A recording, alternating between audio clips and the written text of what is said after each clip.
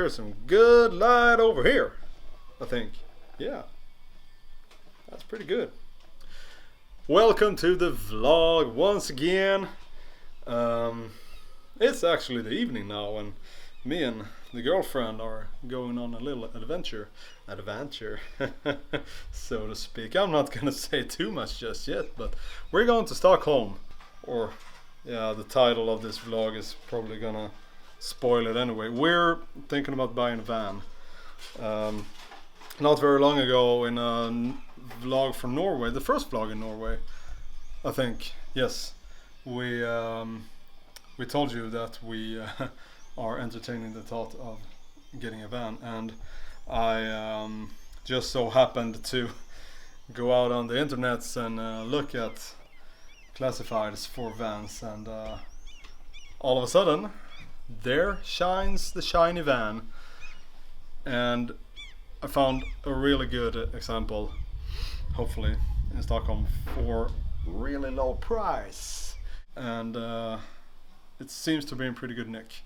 Hasn't run that far, and has didn't see any particular rust or anything, so I think it's gonna be a good purchase. So we gotta get there at like 9 tomorrow, and the train ride is really long, so we decided to take the night train.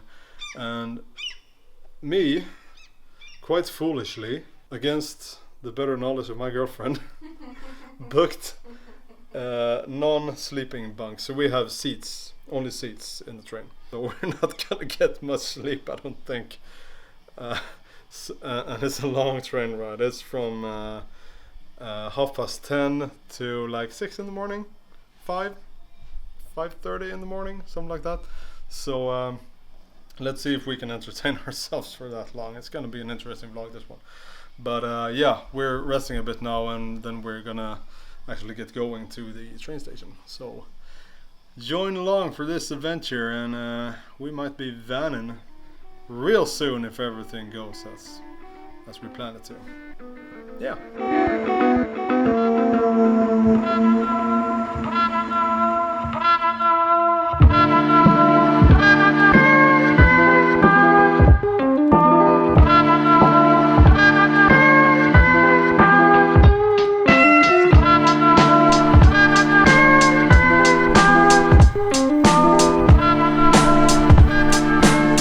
Everybody, that was not a pleasant train ride.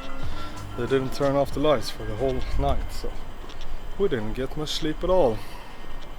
It's my fault because I didn't book a bunk bed like my dear girlfriend told me to do. So yeah, but anyway, we gotta find some breakfast now. It's like a little bit past 6 a.m. and Stockholm is not woken up yet, so we gotta find some coffee and some breakfast, and then we're gonna head out to meet up the guy selling the van and see what kind of piece of shit we're buying.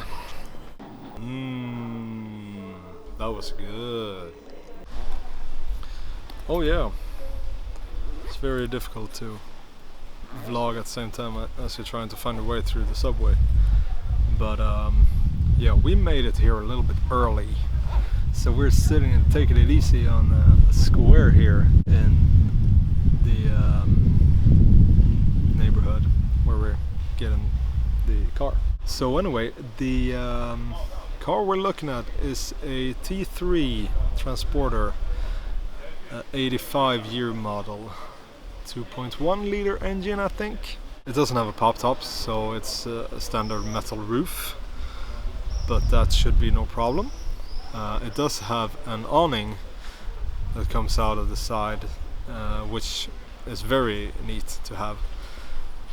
So we're probably gonna buy this one since we rode all night to get here, and we don't have a plan on how we're gonna get back if we don't buy it, but you know, that's how it is. But I'm gonna have to check for like major oil leaks in the engine, or some rattling sounds or something, but it did pass inspection like a month ago, so it should be fine. And I'm gonna check for rust, of course, in all the problem areas like the doorsteps and stuff like that, and in the floor. But it looks nice in the pictures. It looked like it's been kept well, so I don't think there should be any problem, but I'm going to have a close look at it. And hopefully we'll be driving away from here with our new van. It's not new, nowhere near new, but yeah. So we're gonna sit here in the shadow and wait for time to pass, and then we're gonna head over to the meetup place. All right, we found our van. The owner hasn't arrived yet, so we're taking a look, and it's been fixed quite a lot in the body and not very good. So like there's some rust right here, and then yeah, it's hard to tell here in the camera, but it's very, very poorly done, poorly executed, like you can see here. Yeah, that'll definitely need some fixing. But if you step back and look a couple of meters away and squint a little, it looks nice. There she is. And yeah, I did crawl under the car, and I must say I'm impressed by the underside. There's no oil leak from the engine, and the chassis looks really neat, no rust at all. So all that's left to do really is a test drive and a little demonstration. And I think this is our camper van, to be honest. I think this is our camper van. I'm excited. Are you excited? Yes. You are? Yes. Yeah. She better be. We rode for so long. I don't know anything about cars, so I have to trust you. Yeah, she says she doesn't know anything about cars, so she has to trust me. Yeah. So I'm pretty nervous, because if I say yeah, let's buy it, and then it turns out to be a real nugget with a lot of work to do, well then my ass is in the shitter. No, my buttocks is in the grinder. No, I think like it's the body work needs work, and we're thinking about, like, the first thing we thought about was repainting it, respraying it anyway. So then we'd have to look at all the small rusty parts to see that everything is as it should be. So yeah, we're just gonna wait for the owner and chill for a minute, then we'll see. Check back with you when we've actually bought the van, if we buy the van, but I think we will.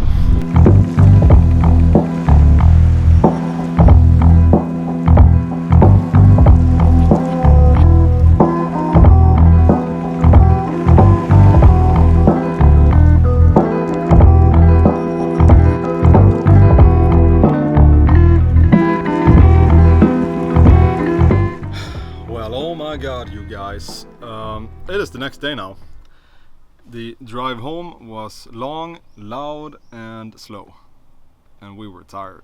We counted, we were up for 38 hours straight with very little slumbering, I would say. I wouldn't like to call it like sleeping, because it was more like a slumber on the train. So 38 hours straight we were up. So I thought that I would give you a tour and show a little bit of what's first up to fix. And very first up is the seat belts for this sofa. In Sweden, up until 1986, it was not mandatory to have seat belts in the back of a camping car, and this car is registered as a camping car, or a house car, as we call it in Sweden. So since this is an 85, there are no belts, but it is registered for 4 people. So you could sit 2 people in the back here, but they wouldn't be tied up, and that doesn't feel very safe. especially going down the highway. So we shall have to put in seats, and I think because this is a rebuilt people carrier, so there should be mounting. I do see some mounting points for seat belts. So all that I really need to do, I think, is get some seat belts from an old car, or if I can find new ones, and just install them with big screws, so, or bolts. So that should be an easy fix. But anyway, I'm gonna give you the tour like so. So if we start here, it's a little bit crammed in here for space. There's our 2-burner stove and the sink. There is a water tank somewhere in this car. Pretty much open here, but there is a line for a curtain. I might put a flip up table there. I'm not sure how I'm gonna do. Then there's plenty of storage space like so, and the previous owner didn't really bother with taking their stuff out. So like here's full of stuff, and under the bed full of stuff. So I don't really know what we're gonna have to have a flea market or something, a car boot sale to get rid of all their old stuff, or at least the stuff we don't want to keep. Everything up here is working. You have to start the car with a button, so that's not ideal, but it works. Might fix the steering column lock soon enough to be working again. It has run 21,000 kilometers, so that's not very much. Everything else seems pretty much intact. They have butchered the interior a little bit. They have put some wooden thing right here and another mount over there. Not the most beautiful thing in the world. Moving backwards, there is a big cupboard over here, and probably underneath that is the water tank. Otherwise it looks very much like the Westfalia interior. Moving back here, that's the bed, of course, and there's some random stuff and some tools. So the curtains will be switched out for new ones, and we're also thinking about the ceiling, because this inner ceiling is rough and ugly and retrofitted, and I think we will be taking it away and adding some ceiling height, and also making it a little bit more cozy. We might line the inner roof with some fabric. So that pretty much sums up the tour of the van, and I'm thinking that I'm gonna start working and see what I can fix right away. And there's one thing I need to fix pretty quick, and that's this wall here. It's a bit loose,